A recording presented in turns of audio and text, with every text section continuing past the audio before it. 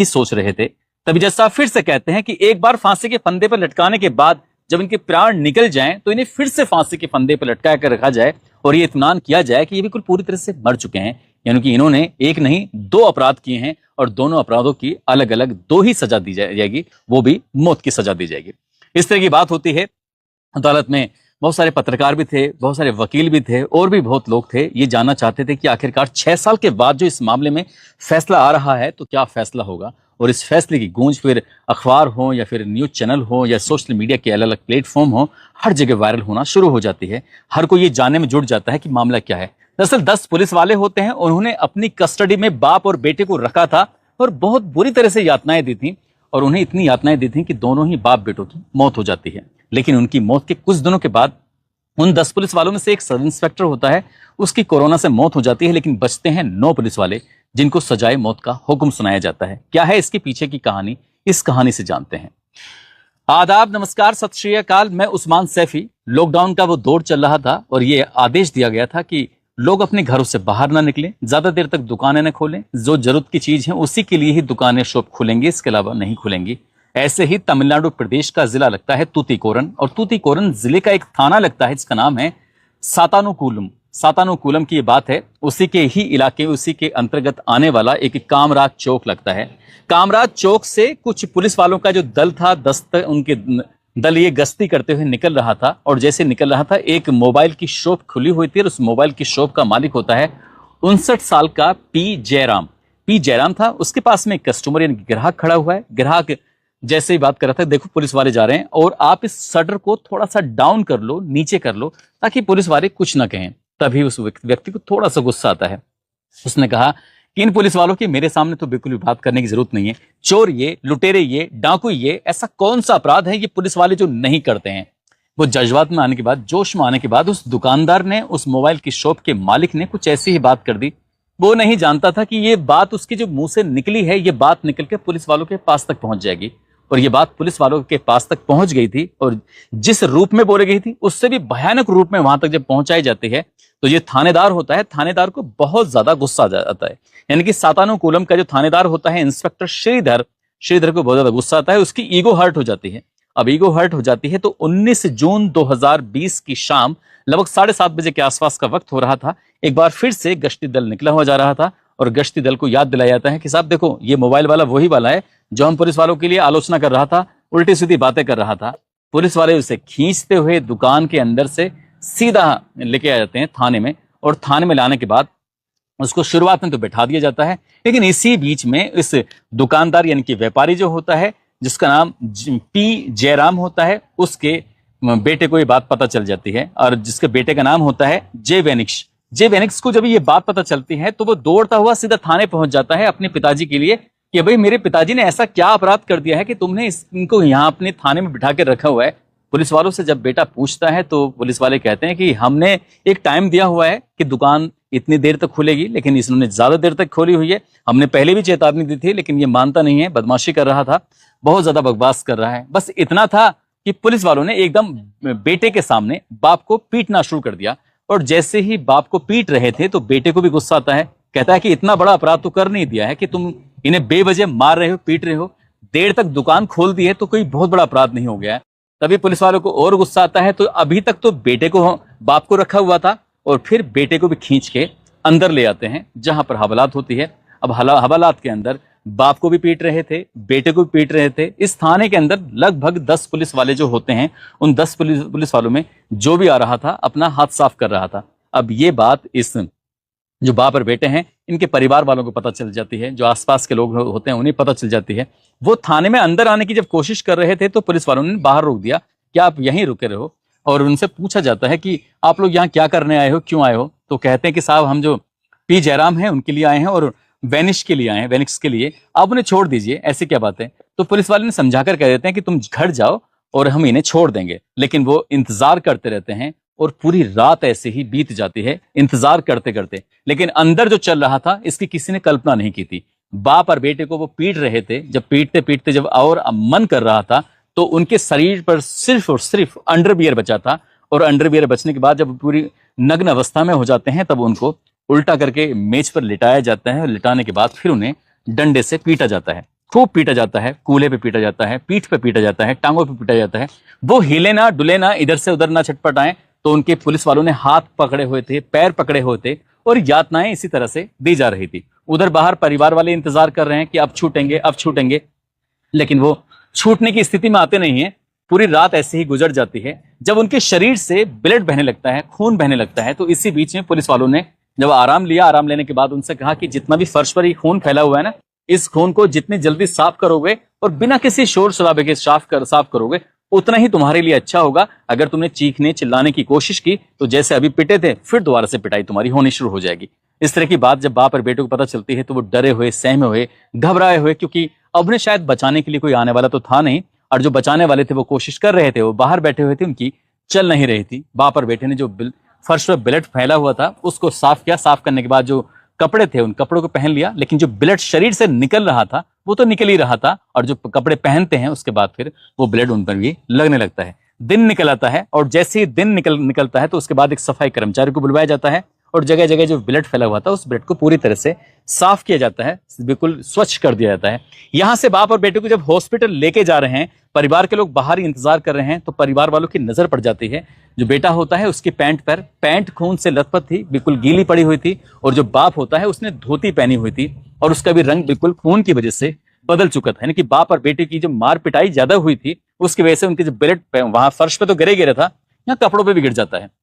घर वाले समझ तो जाते लेकिन करें तो क्या करें, कुछ कर भी नहीं सकते थे। जब हॉस्पिटल लेके जाते हैं तो हॉस्पिटल में दिखाने के बाद उनको बिल्कुल फिट करार दिया जाता है कि हाँ कोई दिक्कत नहीं, कोई परेशानी नहीं है, आप इन्हें लेके जा सकते हैं। अब उन्हें अदालत में पेश करना था, लेकिन वो दौर ऐसा था कि लोग एक दूसरे से डरे हुए थे, घबराए हुए थे, कोई किसी के सामने भी नहीं आना चाहता था। उन्हें लगता था कि कोरोना एक दूसरे से फैल सकता है, इसलिए अदालत की जो कार्रवाई हो रही थी वो घर से ही हो रही थी। जज साहब पहली मंजिल पर थे और पहली मंजिल पर ये एक संदेश दिया जाता है कि इस तरह से दो लोग हैं, बाप और बेटे, इन पर जो भी धाराएं लगाई थी उन्होंने, धाराएं जो भी बताई गई थी जज साहब को, और जज साहब ने उन्हें देखा तो पहली मंजिल से जब नीचे की तरफ देख रहे हैं तो उन पुलिस वालों ने उन्हें चारों तरफ से बाप और बेटे को घेरा हुआ था। कुछ ऐसा घेरा हुआ था कि जो जज साहब होते हैं, जज साहब को सिर्फ उनके गर्दन से ऊपर का हिस्सा दिखाई दे रहा था, लेकिन नीचे का हिस्सा दिखाई नहीं दे रहा था, क्योंकि आसपास में जो पुलिस वाले खड़े हुए हैं तो पुलिस वालों की वजह से जो उनकी चोट के निशान थे, जो चोट के वजह से खून निकला हुआ था, कपड़े खराब हो रहे थे, वो जज साहब देख नहीं पाते और यहां से उनको भेज दिया जाता है जेल, यानी कि जेल जाने की आदेश कर दिए जाते हैं। अब यहां से उन्हें 20 जून 2020 को कोवलपट्टी की जेल में रखा जाता है, और कोवलपट्टी की जब जेल में रखा जाता है तो पहला दिन या पहली रात तो गुजर जाती है, लेकिन उनकी तबीयत लगातार बिगड़ती चली जाती है। और 22 जून 2020 को तबीयत इतनी ज्यादा बिगड़ती है कि जो बेटा होता है वेनिक्स, उसको सीधा सरकारी हॉस्पिटल लेके जाते हैं और रात 9 बजे के आसपास ये खबर मिलती है कि उसकी मौत हो चुकी है। इनकी बेटा पहले मर जाता है, जो बाप था उसकी भी हालत बहुत ज्यादा खराब थी, और बाप को भी हॉस्पिटल लेके जाते हैं तो बाप का दम सुबह निकल जाता है, यानी कि 23 जून 2020 की सुबह बाप भी मर जाता है और रात को बेटा मर चुका था। बस ये जो खबर थी वो पूरे शहर में, पूरे कस्बे में आग की तरह फैल जाती है। घर वाले, परिवार वाले जो थे उन्होंने पूरी कहानी लोगों को बताई। व्यापारियों को जब ये बात पता चलती है तो व्यापारियों में बहुत ज्यादा गुस्सा आता है, दुकानें बंद कर दी जाती हैं, विरोध प्रदर्शन शुरू हो जाते हैं। एक दौर तो ऐसा था कि लोगों को एक दूसरे से मिलने में भी आपत्ति थी, क्योंकि लॉकडाउन का समय चल रहा था, डर था कि कोरोना न फैल जाए। फिर लोगों में इतना गुस्सा आता है कि लोग सड़कों पर उतर आते हैं और पुलिस वालों के खिलाफ हंगामा, विरोध प्रदर्शन करना शुरू कर देते हैं। विरोध प्रदर्शन चल रहा था और ये मामला फिर नेशनल न्यूज बन जाती है। अखबार कोई सा ऐसा नहीं था जहां पर एक खबर नहीं थी, सोशल मीडिया का ऐसा कोई प्लेटफॉर्म नहीं था जहां बाप और बेटे की जो खबर थी वो चल नहीं रही थी, और देखते ही देखते सरकार पर भी थोड़ा प्रेशर बन जाता है। पुलिस ने ये अपराध किया है, इसलिए पुलिस से ये जांच ना करा के सीबीसीआईडी से ही जांच करवाई जाती है, और सीबीसीआईडी इस मामले की जांच पड़ताल कर ही रही थी। तभी 24 जून 2020 को मद्रास हाई कोर्ट की जो मदुरै बेंच होती है वो बेंच इस मामले को संज्ञान ले लेती है, और संज्ञान लेने के बाद कहती है कि इस मामले की जांच जो होगी वो सीबीआई करेगी। अब सीबीआई को जांच सौंपी जाती है 28 जून 2020 को। अब सीबीआई इस मामले की जांच पड़ताल करने में जुट जाती है, और यहां पर एफआईआर दर्ज होती है। जो एसएचओ होता है, इंस्पेक्टर, इसका नाम एस श्रीधर होता है, sub inspector P Raghu Ganesh होता है, के बालकृष्णन और पालू दरे, ये 3 सब इंस्पेक्टर होते हैं, एक इंस्पेक्टर होता है। हेड कांस्टेबल 2 होते हैं, एक एस मरुगन और ए समादुरई। साथ ही इसमें 4 कांस्टेबल भी होते हैं, एस चेला Durai, x Thomas Francis, as well Muthu और एम मधुराजा। तो इन 10 पुलिस वालों के खिलाफ एफआईआर दर्ज कर दी जाती है, और एफआईआर दर्ज करने के बाद सबसे पहले इनको सस्पेंड किया जाता है, सस्पेंड करने के बाद इनको गिरफ्तार किया जाता है, और गिरफ्तार करने के बाद उनको जेल भेज दिया जाता है। और जब ये जेल में थे तो इसी बीच में अगस्त 2020 की बात है, सब इंस्पेक्टर जो होता है जिसका नाम पालू दरई होता है, उसकी कोरोना से मौत हो जाती है। और जैसी मौत होती है तो 10 पुलिस वालों में से बचते हैं 9 पुलिस वाले। कहानी आगे बढ़ जाती है। सीबीआई इस मामले की जांच पड़ताल कर रही थी। 25 सितंबर 2020 को चार्जशीट लगाई जाती है, और चार्जशीट लगाने के बाद 18 फरवरी 2021 से इस मामले में ट्रायल शुरू हो जाता है। और ट्रायल शुरू होने के बाद जैसे ट्रायल शुरू हो जाता है वैसे एकदम से ट्रायल पर रोक भी लग जाती है, यानी कि इस पर कुछ सुनवाई जो थी लगातार टल रही थी। साल 2021 से लेकर साल 2025 तक कोई भी सुनवाई नहीं होती, एकदम मामला टला हुआ रहता है। लेकिन जुलाई 2025 की बात है, जो इसमें मुख्य आरोपी होता है, उस मुख्य आरोपी ने कहा कि मैं इस मामले का सरकारी गवाह बन जाऊंगा, उस रात की जो कहानी है उस कहानी को पूरी बताऊंगा, और मुझे सरकारी गवाह बना लीजिए, और जो भी होगा वो देखा जाएगा। उसने एक याचिका डाली, लेकिन अदालत ने उसी याचिका को सुनते हुए उसको खारिज कर दिया, और खारिज करते उसको ये कहा कि तुम पूरी सजा के हकदार हो, तुम थाने के इंचार्ज थे, मालिक थे, तुम जैसा चाहते वैसा हो जाता, तुम चाहते तो दोनों बाप और बेटे किसी भी कीमत पर मारे नहीं जाते, इसलिए तुम सरकारी गवाह बनकर इस पूरे रास्ते से बाहर निकलने की कोशिश कर रहे हो। ऐसा नहीं हो पाएगा, ऐसा होता भी नहीं है। और नवंबर 2025 की ही बात है, फिर अदालत की तरफ से एक आदेश दिया जाता है कि महज 3 महीने के अंदर इस मामले की जो सुनवाई है, ट्रायल है, वो खत्म किया जाए, इसको ज्यादा लंबा ना खींचा जाए। उसके बाद लगातार सुनवाई पर सुनवाई होती है, यानी कि तारीख पर तारीख आती है, और जब सुनवाई होती है तो उसके एक तारीख आती है 23 मार्च 2026। उस सेशन कोर्ट ने इन सभी पुलिस वालों को दोषी माना, और दोषी मानते हुए इसी बीच में एक महिला पुलिस वाली थी, कांस्टेबल थी, उसने उस रात का जो पूरी कहानी थी वो अदालत में गवाही के रूप में जब अदालत को सुनाई थी, तब वाकई अदालत को और जो सुनने वाले थे उनको भी हैरानी होती है। हालांकि सीबीआई ने जो इस मामले की जांच पड़ताल की थी, बहुत सारे लोगों से पड़ताल करने के बाद 2700 कुछ पेज की, यानी 2427 पेज की एक रिपोर्ट तैयार की थी, जो अदालत में पेश की गई थी। और जज साहब भी इस पूरी कहानी को सुनने के बाद खुद हैरानी में पड़ जाते हैं कि रक्षक ही भक्षक आखिरकार कैसे बन सकता है। 6 अप्रैल 2026 को जज मुथुकुमारन होते हैं, उन्होंने केंद्र सरकार और राज्य सरकार यानी कि तमिलनाडु सरकार को एक पत्र भी लिखा था, और ये जानना चाहता कि ये केस है, इस केस में क्या होना चाहिए, क्या करना चाहिए, इनको क्या सजा दी जानी चाहिए। तब केंद्र सरकार और राज्य सरकार की तरफ से कहा जाता है कि इनको ज्यादा से ज्यादा सजा दी जानी चाहिए, इसलिए इस मामले को rare of the rarest case में शामिल कर दिया जाता है। और जो 9 पुलिस वाले होते हैं, उन 9 पुलिस वालों को सजाए मौत का हुक्म सुनाया जाता है। इसी बीच में जज साहब ने एक पुलिस वाले की तरफ देखा और देखकर कहा कि तुम सोच रहे होगे कि 14 साल की सजा होगी, उसके बाद सजा पूरी होके तुम लोग बाहर निकल आओगे और एक सामान्य जिंदगी जी सकते हो, लेकिन ये सपना है, ऐसा बिल्कुल भी पूरा नहीं होने वाला है।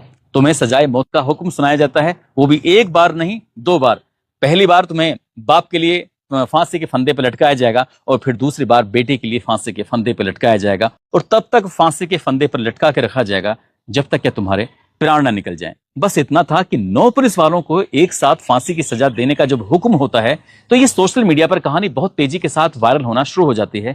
सभी लोग जानने में जुट जाते हैं कि पूरी कहानी क्या है, और जब पूरी कहानी के बारे में पता चलता है तो लोगों को इस बात पर बड़ा दुख हो रहा था, अफसोस हो रहा था कि पुलिस वाले इन्हें रक्षा के लिए बनाया जाता है। एक जरा सी बात पर पुलिस वालों को जब बोल दिया जाता है, अक्सर पुलिस वालों को पीठ पीछे तो बहुत गालियां देते हैं लोग। अगर पुलिस वाले अपनी ही तारीफें, अपनी ही बातें पीठ पीछे लोगों के सुन लें कि हमारे बारे में लोग क्या कहते हैं, तो फिर तो सभी लोगों को ये मार मार के उनकी हत्या कर देंगे। कस्टडी में जिस तरह से बाप और बेटे की हत्या की गई थी, इसलिए अगर अच्छे काम करेंगे तो सभी लोग तारीफ भी करेंगे। हालांकि हर पुलिस वाले एक जैसे भी नहीं होते हैं, अच्छे भी पुलिस वाले होते हैं, बुरे भी होते हैं, लेकिन बुराई ज्यादा होती है कि पुलिस वालों की अच्छाई थोड़ा कम होती है।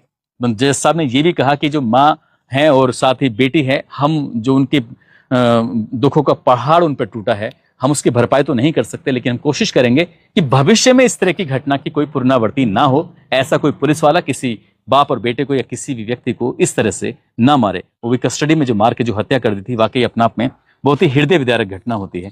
दोस्तों, इस पूरे घटनाक्रम को सुनाने का उद्देश्य किसी को परेशान करना नहीं है, किसी का दिल दुखाना नहीं है, बल्कि आपको जागरूक करना है, आपको सचेत करना है।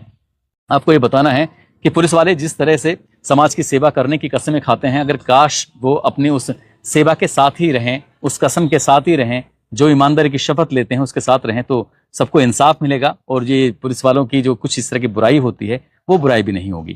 जाते जाते कुछ लोगों ने नाम लेने की अपील की है, जिसमें ऋषि कन्या हैं, अमजद चौधरी, रामसूरत यादव, सीनू फौजदार, सुशील कुमार, जीतू कुमार, नीरू, सहदेव यादव, दिलवर हुसैन, जालंधर कुमार, सचिन यादव, उवैश चौधरी, अंकुश तिवारी, नीतू गर्ग, सबिता सिंह, अनिल कुमार, श्याम सुंदर यादव। आप सब लोग अपना ख्याल रखें, सुरक्षित रहें। जय हिंद, जय भारत।